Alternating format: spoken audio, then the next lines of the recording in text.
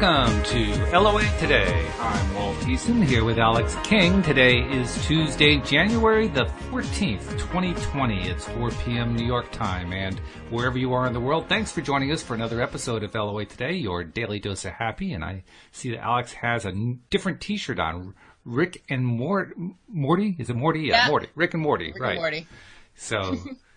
Now, does that go with unicorn headphones? I mean, I'm just asking. It does not. It is Lazy Laundry Day, and this is boyfriend's T-shirt. This is his favorite cartoon. So, okay, yeah. Okay. So you're honoring him. That's a nice thing to do. Yeah. That's good. So, I've been, as usual, lately working on software programming today, and it led me to a couple of ideas to talk about on the show. Now, I'm already... Because just before the show, I asked you what you thought about a topic, and you pointed out that we'd actually set a topic last week. Mm-hmm. So we have to do this week, which we're going to do on seasonal depression. And so I'm thinking to myself, okay, how can I tie the two experiences together? And I don't have a full answer on that yet. Oh, that's always fun. But we're going to work on that. Because I'll just start and we'll see if there is a tie-in. Okay. Because one of the things that you end up doing when you're a programmer is you either go crazy dealing with all the minutia, or you give yourself credit for little victories.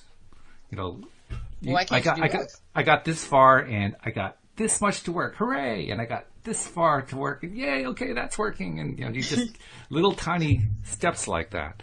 Yeah. And I was really doing that very nicely today, which was a good thing. To the point where a problem I've been dealing with trying to solve for like the last 2 weeks I solved today. So nice. So the little victories led to a big victory. Cool. Now, how does that tie into seasonal depression? I'm not sure. I mean, maybe I could say, well, if I hadn't taken this approach, I'd be pretty depressed by now because, 2 weeks of not getting there. That's a far reach. That's about the, well, it's not all that far now that I think about it, because people have their regular work lives. People do all kinds of things for a living that they may or not be loving at a particular time. They may not be really liking it a whole lot. Maybe they like it in the long run, but right now they're just not enjoying it. Or maybe they just don't like it at all, and any of that can lead to depression. Yeah, because ultimately depression is, I'm not feeling good about myself. I'm not feeling good about my life. I'm not feeling good about fill in the blank. Right? So, okay, I made my connection. I agree, it's a stretch, but I had to get it there somehow. Well, my connection would have been to take what you said about little victories, and that's little tiny steps that you can take to help boost yourself out of depression if it's just seasonal and it's not like a clinical depression. Okay, well then that leads us to a need for a little definition. So, seasonal depression versus clinical depression. Now, first of all, we have to put out the disclaimer. We're not psychotherapists. We are not doctors. We're not psychiatrists. We're not medical doctors. So, this is just us chewing the fat around the hot stove. That's what it is. Yep, yeah. Just sharing what we know. Just sharing what we know. Okay, so with that disclaimer out of the way, define the terms. What do you see the differences and similarities being?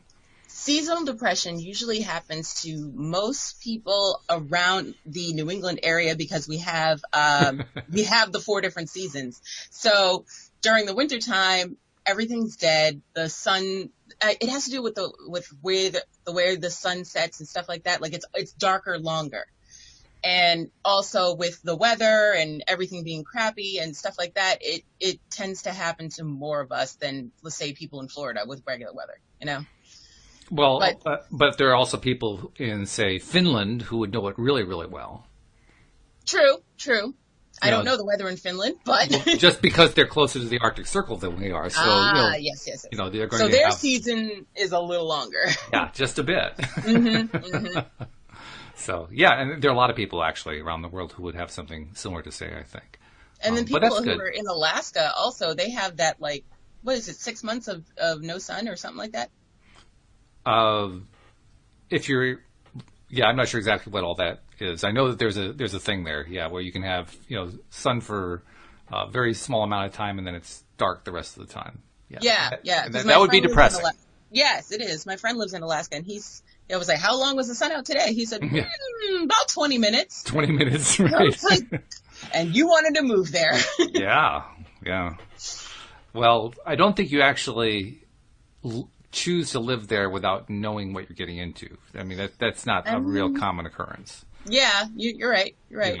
I mean, on the other hand, I don't think he was expecting the 52 below that it was yesterday, but 52 below I have not experienced 52 below. I've experienced 45 below. That's cold enough. Oh, I haven't experienced nothing below, so I'm good. And I've experienced minus 60 cold chill, wind chill, which is on the same day as the minus 45. Yeah. But when you're in minus 45 territory and you throw the wind chill in, it just feels cruel at that point. Yeah, it's just so disrespectful. But that can be pretty depressing. No doubt about that. Mm-hmm. So, all right. Well, there's some working definitions. So let's solve the problem. Oh boy, here we go. All right. 7 minutes in, we're coming in hot. All right. So I would take what you were saying earlier about little victories. Okay. So say, for instance, you have seasonal depression and, the sun's setting earlier, it's darker longer, the weather's crappy, so you don't want to go out, you're getting cabin fever, all kinds of things, nobody wants to hang out, you're feeling lonely, you're going stir crazy, all kinds of things. And it's just turned you into this grumpy person. And so I say, when those type of things happen, that's when you start to count the little victories. Like, hey, it's maybe 6 feet of snow, but the sun came out today, so it's melting. That definitely takes some work. Oh, it does. It does. It takes a lot of work to learn how to look on the bright side of things, let me tell you. Especially when there's not a whole lot of bright. No, exactly. Yeah. So, okay, well, we're talking, in a sense, to your friend who lives in Alaska, really. Mm-hmm. Okay, so let's say, for the sake of discussion, that the person who's living in Alaska is not having a whole lot of success with Formula A. What's Formula B? Formula B. Always speak to someone. Yes. Whenever you're feeling distressed in any type of situation, always bounce ideas off of someone. If it's not a professional, a friend, a family member, somebody. And I would add to that, in order to put yourself and the other person at ease, ask their permission first. Yeah. Mm-hmm. Because some people aren't prepared for. That's right. All yeah. That. Yeah. And it can be a lot. And maybe they're not in a good place to be able to handle it at that particular point in time. Right. But now you're giving them the choice. And when they say, yeah, sure, let's talk, I can talk with you, I've got some time or something like that. Now you got their permission. Yeah, exactly. So now you don't have to feel guilty about it. Exactly. You're not dumping all your crap on one of your friends, That's a big thing, yeah. And there is, I'll be perfectly honest, there is a lot of crap dumping that goes on. Facts. Right? That's a part of friendship. It doesn't have to be, though. Well, it doesn't have to be, but it is in there. But it doesn't need to be every day all the time. And it doesn't need to be on demand. No, definitely doesn't. Which is the way a lot of people tend to treat it. Mm-hmm. I mean, I ended a friendship over that. Mm-hmm. Mm-hmm. Because this other person insisted on, whenever he needed to dump on me, he'd call me up and dump on me. Yeah, that's not cool. No, sorry. Not happening. So, yeah, respect has to play a big role in that, I think. Yeah. Yeah. Okay, well, we've laid out two scenarios. I started to say if, but I'm not going to go that direction. I'm going to come at it slightly differently. Mm-hmm. So plan A is what our friend Daniel would say, microshift. Yes. Like little tiny steps. Mm-hmm. Plan B is to talk to somebody. Yes. Okay. Let's really take it to an extreme. You've tried microshifting and there's nobody to talk to. Okay. So now we need a plan C. Now we're asking a lot at this point, but how not about a plan really. C? I feel like in this case, then you start to Google different groups or people who are going through the same thing. Ah, that's true. We have this entire social media universe to draw upon. That's true. Yeah, I wouldn't necessarily take the advice of most of the people that are giving the advice. Yeah, that's the other thing, because they're all in the same boat. So, and also what works for one person may not work for you. Yeah. So that's right. Try everything or try nothing, but at least you have people to talk to. That's a big thing. Yes. Yeah. I think there's also somewhere in here we need to insert something about doing work on yourself. Definitely. Self-care is the best care. It is. And So, I mean, that's where the micro shifting is a part of. But let's talk about some other strategies for self-care. I mean, you're an expert at that. You've been doing it all your life. Yeah. So share some insights. What are some of your favorites? What are the things? Well, I'm my favorite person, so being alone with me is awesome. Okay. So you just start from a position of win-win. Yeah, basically. Mm-hmm. Mm-hmm. I mean, I'm fully into napping. Ah. Napping is a big thing, give yourself time to recharge. I'm not big into baths, but if that's your thing, you can take a bath, light some candles, get a glass of wine, really relax with yourself. Read a book. I find showers are a great, baths and showers are kind of in the same ballpark. I find showers are a great way to just, if nothing else, you de-stress some. Oh yeah, definitely. It's like you're washing some of it down the drain. Yeah, exactly. I like to shower because I have a speaker in my shower, so I like to dance in the shower. And that's where I get the most joy. Why am I not surprised by that? Because I have all the fun technology. I guess so, yes.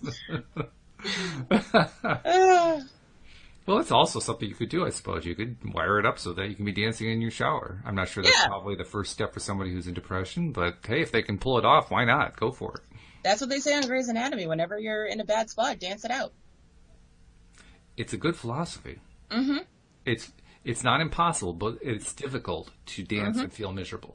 Yes. Not impossible. No, not impossible. It can be done. It can be done. Hard. Yeah. It takes a lot of work, actually. Mm-hmm. Yeah. Yeah. Not the kind of work you really want to do. Maybe try a few steps and see how it feels. And if it feels maybe even a little tiny bit better, then keep going. Yeah. Yeah. Yeah. If it feels really miserable, then go on to plan D. Well, the thing with seasonal depression in music is when you bring yourself back to summer when you were happy and joyful and everything. So get some of those summer jams that came out and start dancing to those. That leads to another good way to use the internet, because the internet isn't just social media. No, it is everything. One of Louise's favorite things is she's in some of these groups on Facebook where they share videos. Mm-hmm. And I know she's a member of like a animal group video thing, so she gets lots of animal videos. Yes.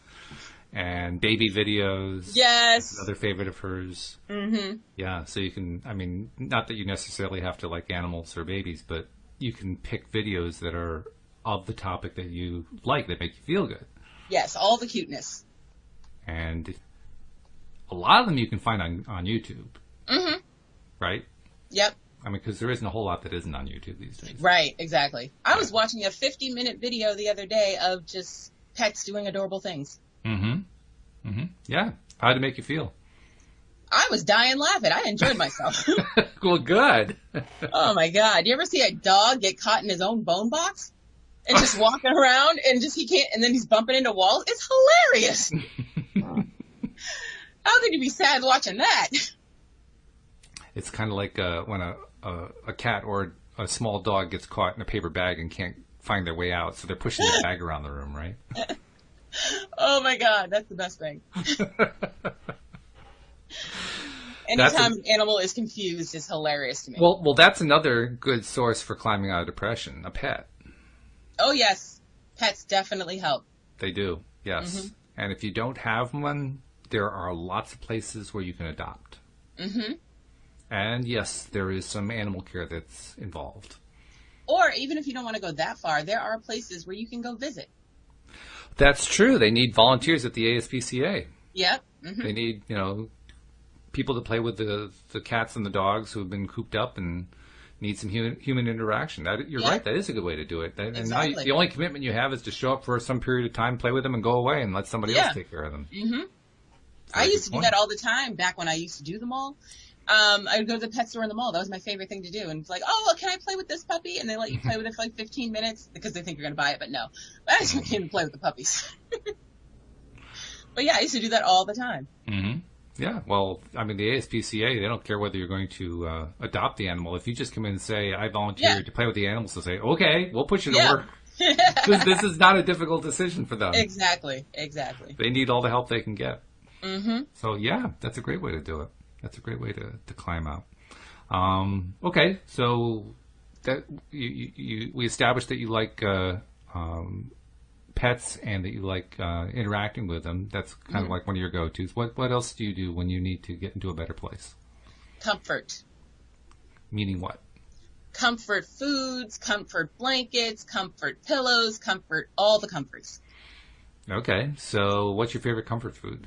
Mac and cheese, hello. Ah, okay. Yeah, that's hands down. Hands down. Okay, that's the easy one. All right. And what's your favorite comfortable piece of clothing, piece of attire? Now it has to be the unicorn onesie that Kenny got me for Christmas. That was a great shot you sent me. You sent me a text message. Yeah. It's super soft. Oh my God. And it has wings. It had wings, yes. And a tail. It's fantastic. I can honestly say I did not expect to see you in that for Christmas, but it was great. I wasn't expecting to get it for Christmas. I'm sure. I've never even seen one like that in my life. I mean, I have a unicorn onesie, but not like this. That was different. That was very different.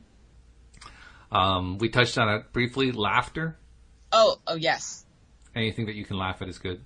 Anything you can laugh at. I like to, if I'm having a bad day, I will go to Netflix, pick a Netflix special that I haven't seen, like a stand-up special that I haven't seen, and just watch.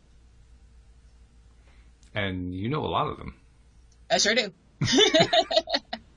So for somebody who's not as up on it as you are, do you have recommendations?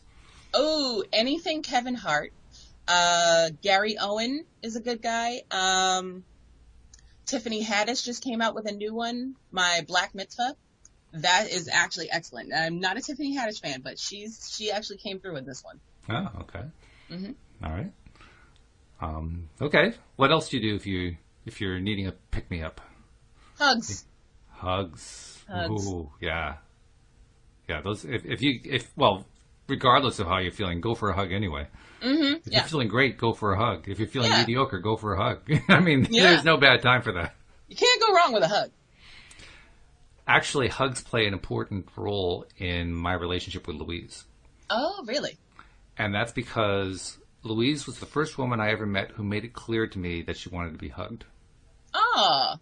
And she did it in the same way that a 4-year-old does it. She reached up with her hands in the air saying, okay, hug me. Yeah. So that I couldn't miss the signal at all.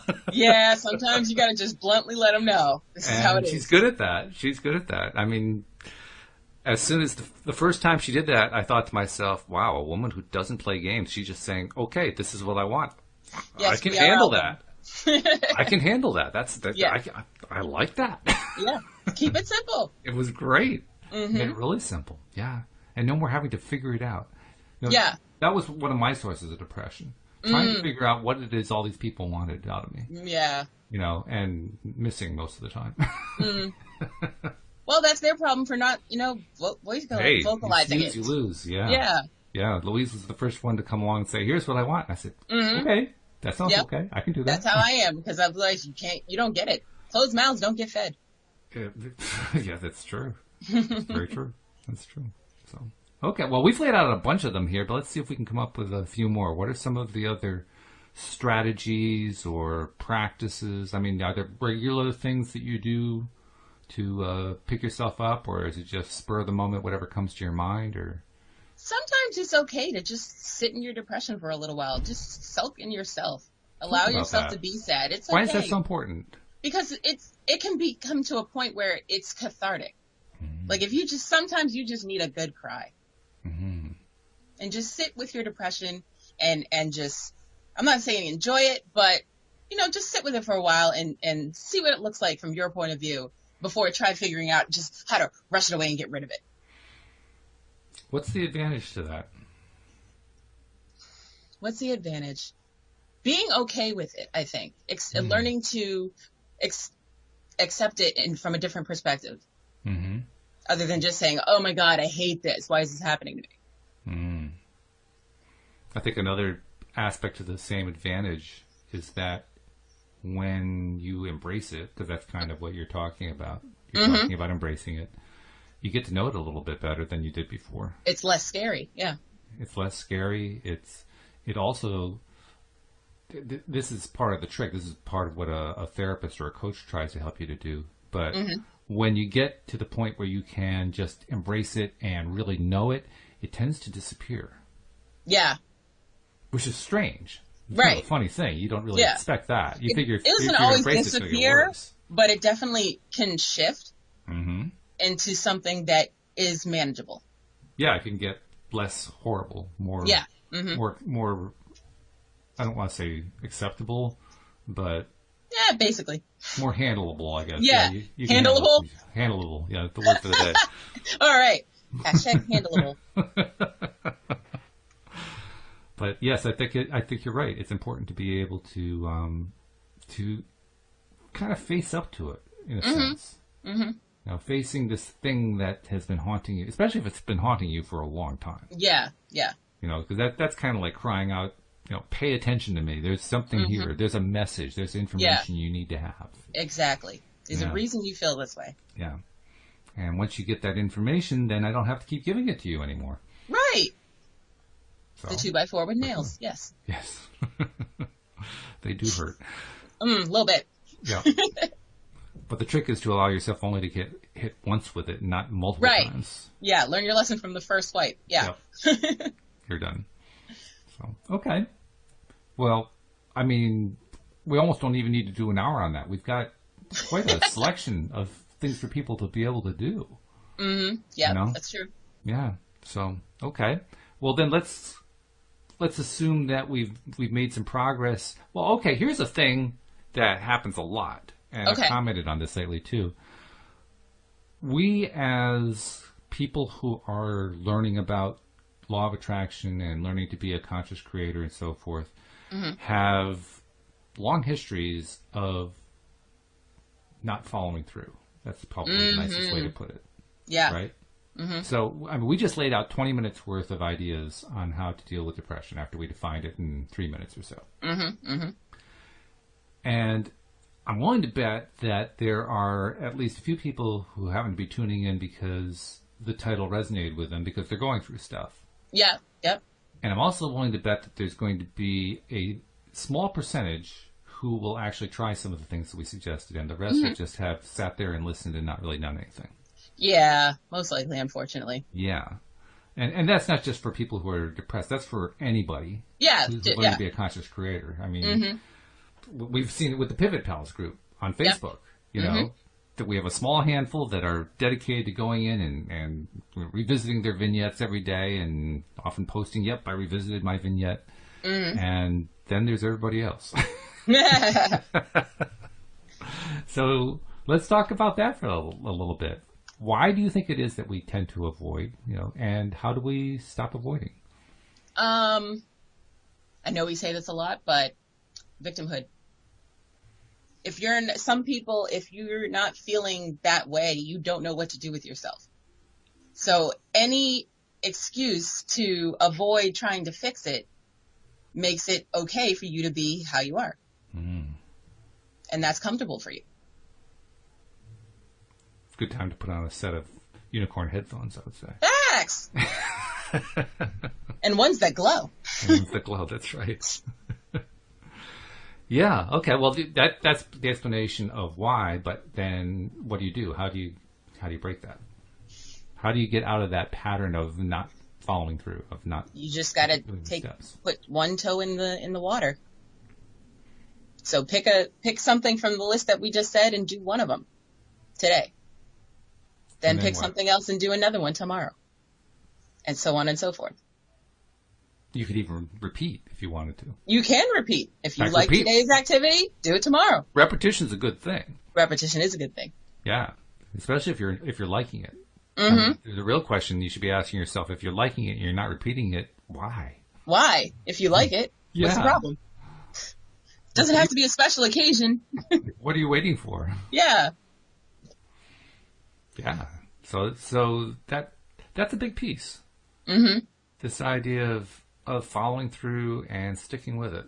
Yeah. And also, while you're getting comfortable with your depression, you also need to figure out your triggers and take accountability for how you got there. Okay, so that needs a little more explanation. So talk about that. The triggers and the accountability. And the accountability. Okay, so triggers are like, what do you see? What happens during this season that makes you so sad? And what are the things that you can do to avoid those things that are setting you off in bringing you into this deep depression. And I can just hear it right now. As you were saying that, I could hear these little voices in my head saying, well, I've tried that. It doesn't work. But have you?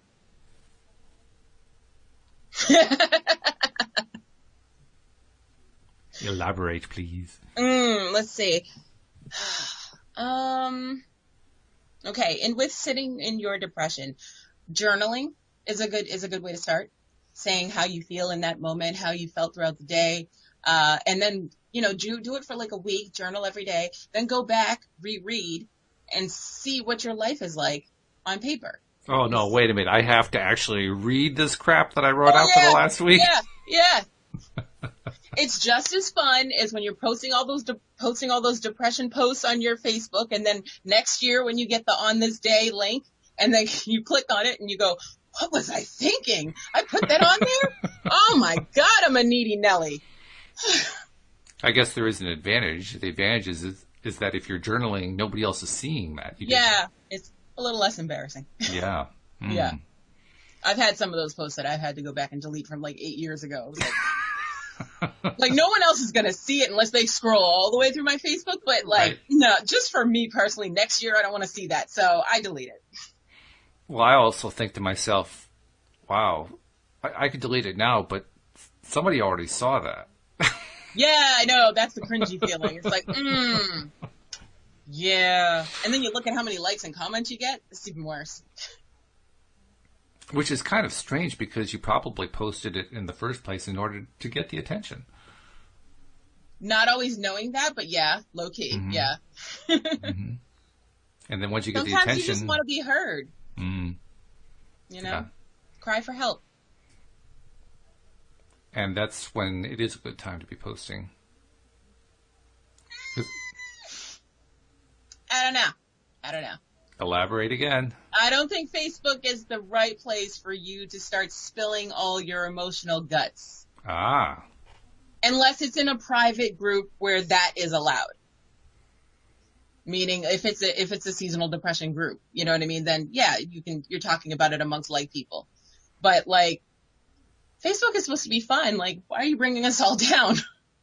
Well, I don't know about you. I have my Facebook timeline tuned. I basically, I'll like the things that I like, and if there's stuff that I don't like, I'll say block, block, block, block, block. You do that often enough, and you don't get any of that stuff if you don't want to have that stuff. But see, I'm nosy, so I always feel like I'm missing out on something, so I don't block anything. I'll scroll past it, and I'll go, and scroll past it, but I won't block. See, now this is what's really ironic, because I am well known for the fact that I spend very little time on Facebook. Yes. Yes. In fact, did I spend any time at all? Oh, I know. I went in long enough to say, done for all of the little reminders at the top. Yeah. That was my day on Facebook, just saying, no, I'm done. Okay. Yeah. So here I am giving the idea that, perhaps you should be sharing stuff. And here you are, the person who's on Facebook or on Instagram or whatever all the time, who's saying, oh, no, be selective about what you put out there. Yeah. There's something ironic going on here, True. It's like, is what we're saying matching up to our behavior patterns? Not right now, but that's okay. We're taking accountability for our issues. It's okay. Okay. All right. Okay. So then let's go back a couple squares then and see if we can clean this up a little bit. So if you have a group that's a private group, you can share there, assuming that they are a private group that is receptive to receiving that material. Yes. What else? If, let's say, that option is not available because you can't find a group like that, or you just have never bothered and you don't want to, or whatever. What are the alternatives at that point? Alternatives. I hate to say this because I'm not one of these people, but there's self-help books. You could read one of those, I guess. Also, if it gets to that point where it's really, really, really bad, and you don't want to talk to anyone, but you do want to talk to someone, the suicide hotline now has a texting option. Really? Yes. I didn't know that. Interesting. Yes. It's not surprising, but that's good. Yeah. And that's here in the U.S. I believe, just here in the U.S. I don't know if it's worldwide. So at least if you're in the U.S., you can text. What do you text to the same number that you would normally call? No, there's a special number. I'd have to look it up, but there's a special, like, you know how some commercials will show you, you can get this product if you just text blah blah blah at 85231. It's like one of those. Okay. So yeah. So you have to have that 5 or 6 digit code. Yeah. To text to. Okay. Yeah. Interesting though. Well, let's look that one up. We'll try to include it in the description for this particular episode. That way, if anybody does need it, we can say, okay, go there. All right, I'm going to look it up right now. Okay. So while you're looking that up, first of all, we're halfway through it, so that's a good time, I think, because I've been trying to do this halfway through and failing miserably, so I'm going to start a new pattern today. Okay. Of letting people know what our promotional messages are, because we really want to get them out there earlier than we do. We tend to wait till like the 58th minute, and that's really Yeah, we do. So, first of all, if you are new to the show and this is the first one you've seen, this is welcome. Welcome. First of all, thank you for joining us. And this is not necessarily representative of what all of the episodes are like because they're all different. And there are different co-hosts and different topics. I mean, if you had tuned into yesterday's topic and you were new to the law of attraction, your eyes would have been spinning into the back of your head because we were on such a high esoteric level. Today we're doing much more back to the basics. So it's going to vary from day to day. But what you can count on is that we're always focused on what is it that it's going to take for us to feel good about our lives. Mm-hmm. What do we enjoy? What feels good to us? And what happens when we spend our time focused on that kind of thing? Yes. That's the overall theme. And if you like that theme, then you need to be a subscriber to this particular podcast. If you don't know how to subscribe, I'll give you some directions. If you do know how to subscribe, what are you waiting for? Go on and get it done. It's really easy. But if you don't know how to do it, just go to the homepage of our website. That's loatoday.net. And at the top of the page, you will find instructions, usually about a click or two for most people. And after those few clicks, you are a subscriber, and all of our shows are coming directly to your smartphone or other device that you are using. Interesting side note, by the way, Alex. I haven't checked this out recently, but because we also live stream this to YouTube, you can actually pick this up on your television, depending on how your TV is set up at home. Oh, so, yeah. That's how I have my whole family watches on the TV. Okay. So, well, first of all, the first time I saw myself on TV, it was a little bit of a freak out kind of a deal. But it's a lot, yeah, especially on like a 65-inch like I have. I mean, it was one of those instances where I said, I really need to do something about the background here. Hence my background. Absolutely. And in fact, Louis D'Souza, who did the show with me yesterday, he's experimenting with one of the new ChromaCam things. It's a green screenless background. So you don't even have to have a green screen, and it superimposes a background on your background. Oh, how expensive was that? I want one. It wasn't working perfectly. He had these little green flashes coming off his shoulders and head and so forth. But it was cool. Yeah. He had a picture of a bridge behind him. It was a very nice scene. Cool. So he's got a new background every episode. Well, I don't know what his plan is. It's the first one he's done. So ask me in a week or two. Very cool. Yeah, it is cool. That is awesome. Very good. He's kind of a cutting edge kind of a guy, but nevertheless, it was good. Mm-hmm. But most of the time, you're putting up with just whatever we have in our background. Actually, Alyx goes out of her way. She's got the purple theme going on all the time. Purple and teal now. And teal, yeah, you got some teal in there. I see that. With my white fuzzy chair. Just proving that you love the comfort. Yes, comfort always. That's what I'm saying. So, well, anyway, now that people know how to subscribe to the podcast, tell them how they can also subscribe on YouTube, because we talked about the YouTube, but we didn't really tell them how to do that. No, we didn't. So how you find us on YouTube is you go to YouTube, search LOA Today podcast videos, and look for our smiling faces. Once you see that, down below, there is a red subscribe button. And next to the red subscribe button, there is a little silver bell. Click that bell. Make sure you hit all so you will always be notified when we're live. And it's just that simple. So there you are. Become a subscriber both ways. That way you get all the episodes coming in. And by the way, there's a great strategy for overcoming depression. Listen to some episodes of LOA Today. Facts. It's kind of hard to get through any of our episodes without feeling better. Yes, true. Yeah, I mean, you'd have to work at it. I will make you giggle at least once. Yes. At the very least, yes. At the very least. Mm-hmm. And even if we can't get you to giggle, we will at least distract you from whatever it is that's driving you crazy right now. Distraction is also key. It's very key. It's very important. It's It's almost like giving yourself a little mini vacation, Yes. right? That's why I said about the watching stand-up videos. Yeah.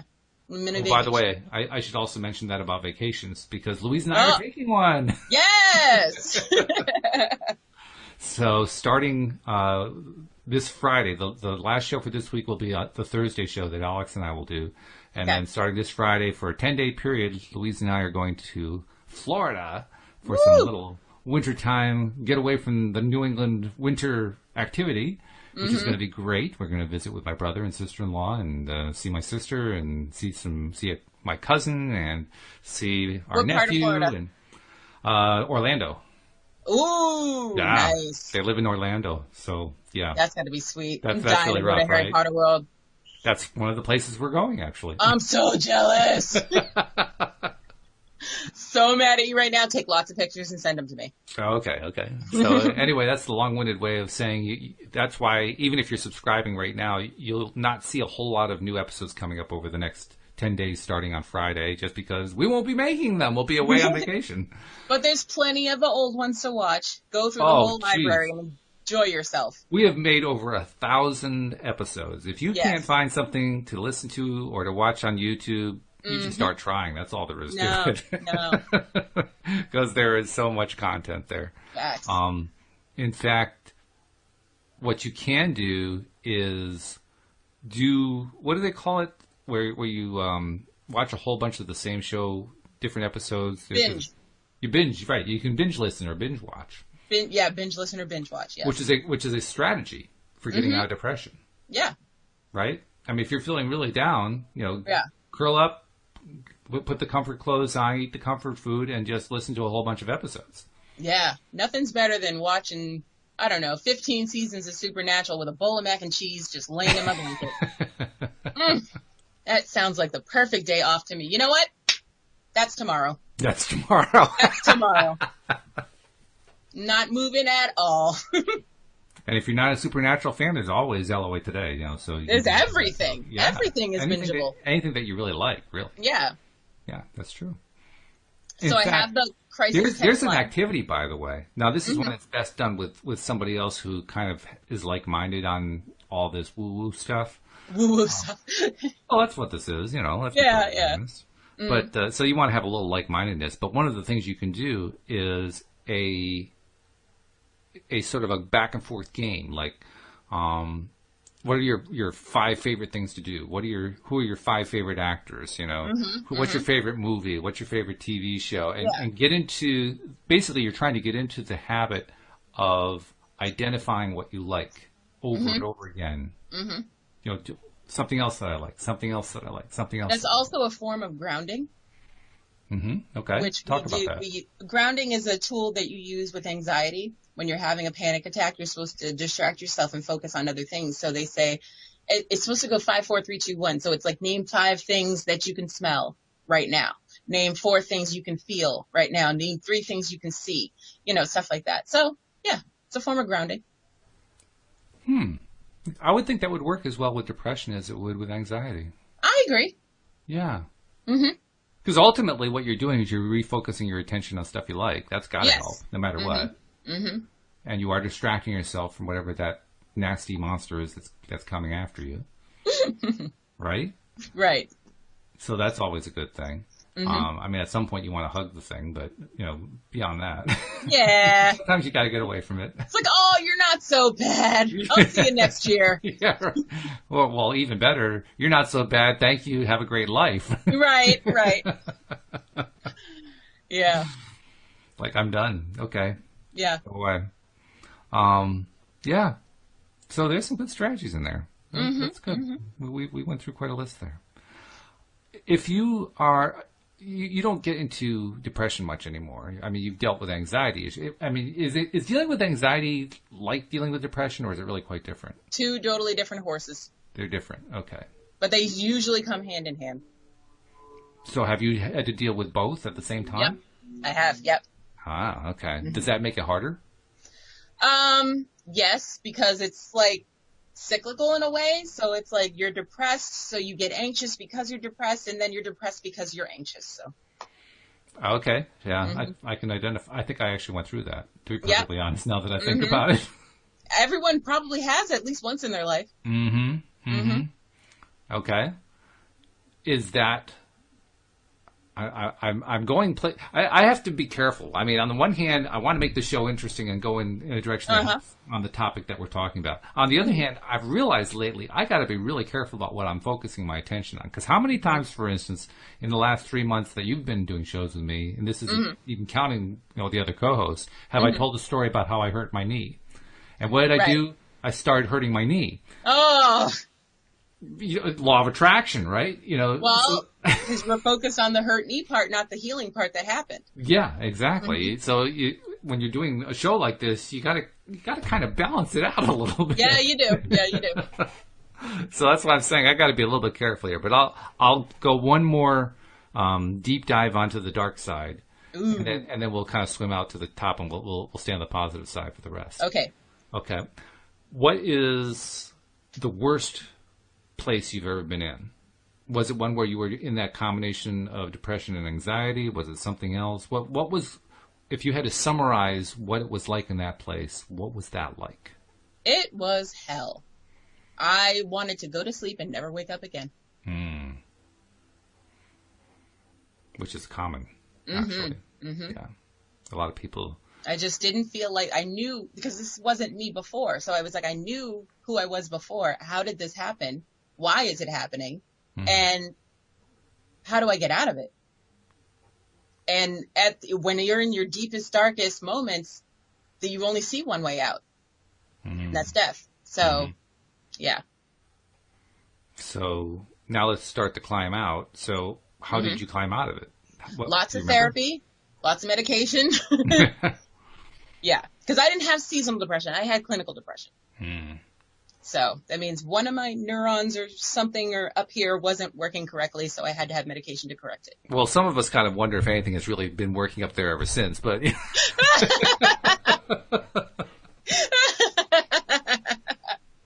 No, I'm kidding. True. Facts, yes. What was your go-to thing? What was the thing that you found was most effective when you were in that place? I mean, you did the therapy, you did the list of things you just identified, but what was the one thing that worked better than anything else for you? Talking to my mom.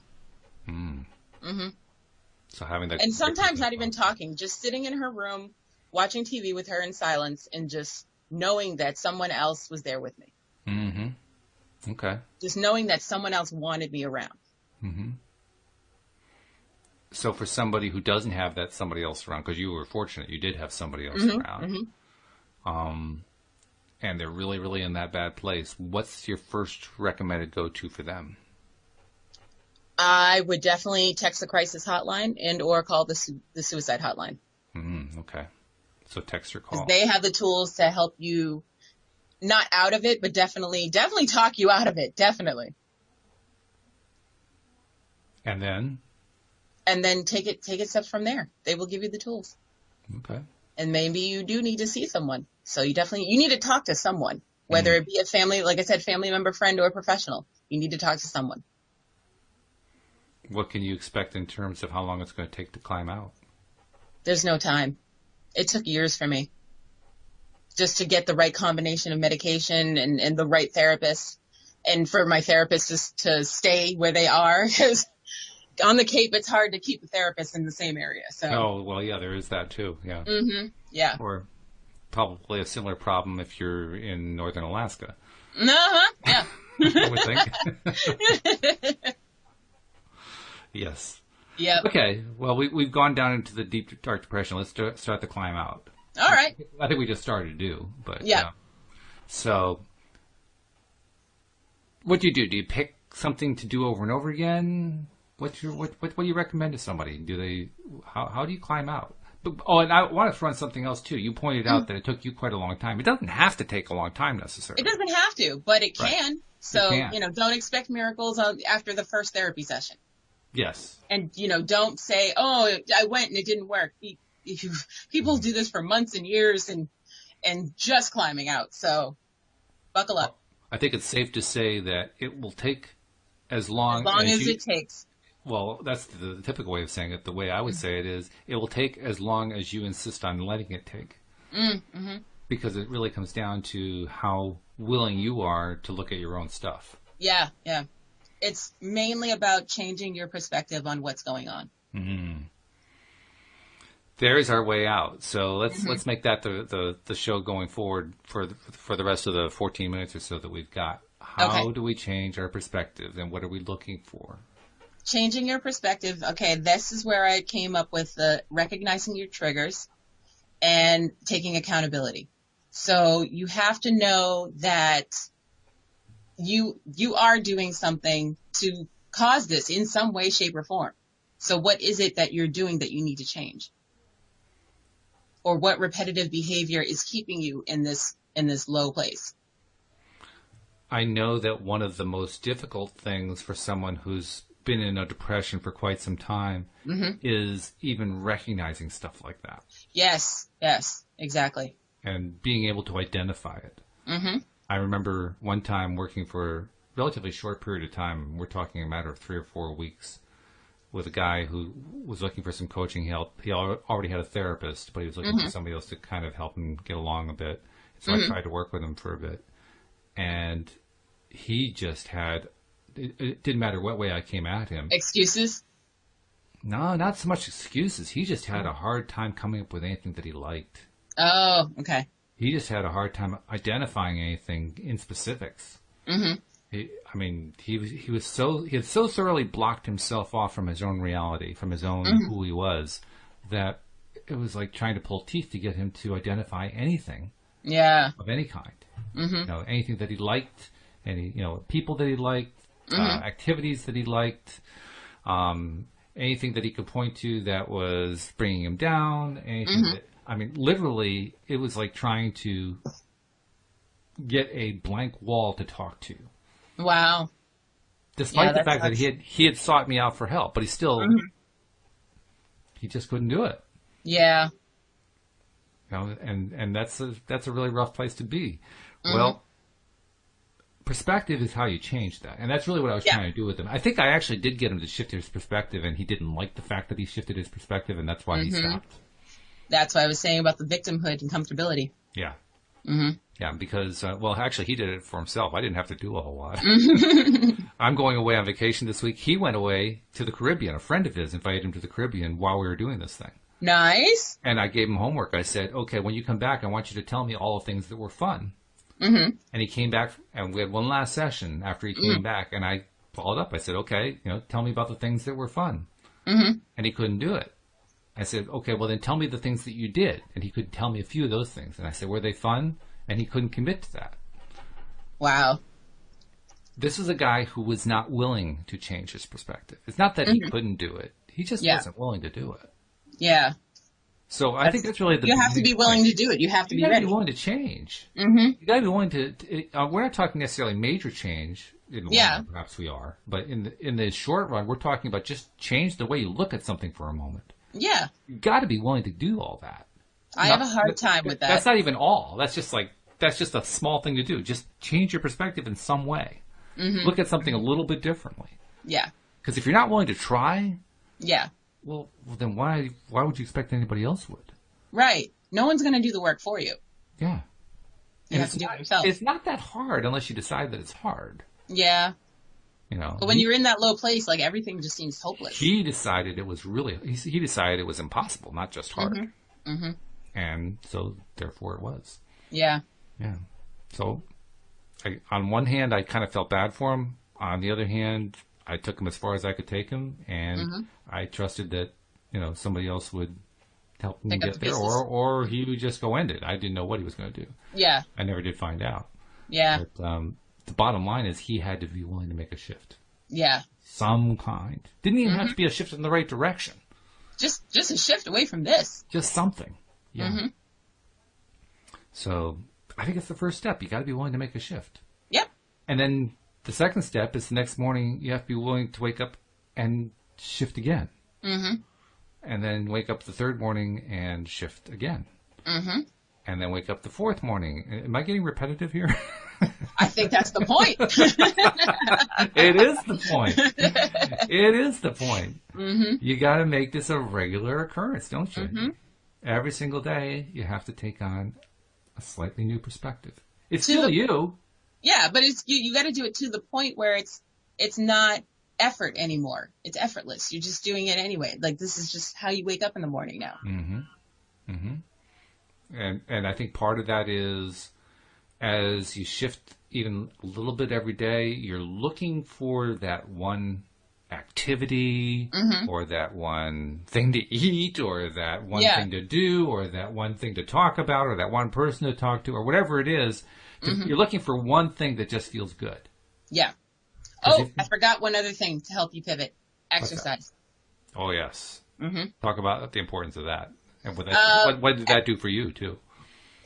I'm not saying for me because I do not exercise. Oh. But my brother is a personal trainer, so he was very adamant about this. It exercise not only makes you feel good because then you start looking good, but also it's the actual chemicals that come out of your body when you're exercising help your brain. That's true. Yeah, your endorphins start shifting, and then everything seems brighter and better until you pass out from being tired. But that's beside the point. So, okay, yeah, I agree. Exercise, actually, anything, I wouldn't even make it exercise because we can tend to have stigmas attached to exercise. Yeah, that's why I Yeah. don't exercise. So I replace it with activity. Okay, yep. Because activity doesn't necessarily have to feel like exercise. Right. So the question is, what activity, this is what you're trying to answer. What activities can you do that feel good? Mm-hmm. And that's maybe why you I have- like dancing in the shower. There you go, yeah. Mm-hmm. But that's basically what your task is as you're shifting your perspective every day. You're looking for something that feels good. And it may take a while to find something, but when you do find it, you want to do the follow-through. And that Right. is do it again. And do it again and again and again and again. And do it every day. Because that's where you're going to make real shifts. Right. Right? I was talking about it with Louise earlier today. I was pointing out to her my belief that the most powerful two words in the English language are I believe. Ooh, I like that. You like that? Mm-hmm. Yeah, I really think that's true. They are the most powerful. And the reason they are the most powerful is because belief only gets built up over time. Mm-hmm. You don't just get handed something, oh, I believe. Yeah. It doesn't work It's not that like way. that. No. You have to keep focusing on it for a while. I had almost the same conversation with Kenny's niece, who's 12, the other day Mm-hmm. when she was asking me, why are you never sad? Mm. And then no. Sorry, this is a different conversation. She likes to walk around the room and go, I'm better than everyone. And I go, Okay. you're not better than me. I'll tell you that right now. And she's like, yes, I am. I'm cooler than you. And so she's like, that's what you think. And I said, I believe, therefore I am. Ah. Mm-hmm. So And she had nothing to say. You rearranged Descartes. Yes, I did. Mhm. Yeah. Well, and I think that's true. To me, the key, though, is that with belief, you have to build it up. That it doesn't happen instantly. And No. that's why it's important to repeat the activities. Yes. I did not instantly become a unicorn. No, you didn't. It took a while. It was a long, long road. But Yes. now here I am, sparkly and magical. Yeah. And you earned your horn. Yep. And you wear upgraded it. to wings. That's right. Yeah. Mm-hmm. So the point is that you built it up over time. And when you built it up like that, it became a very firm belief. Yes, It became so firm that in your mind, it's 100% real. it is. I'm so rare and magical, I have to be a unicorn. There it is. Yeah. Mhm. But that didn't happen overnight. No, not overnight. That took some time. Mm-hmm. If you hadn't been persisting on that, do you think you would have gotten there? It was the other people in my life that were persistent on it.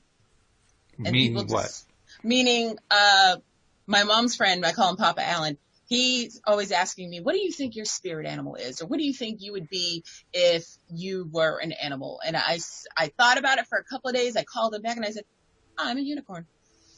because I'm so rare. And it also came from being on dating apps for 2 to 3 years. Because you don't find girls like me out there. Mm-hmm. We're very rare. One of a kind, yeah. One of a kind, exactly. Like a unicorn.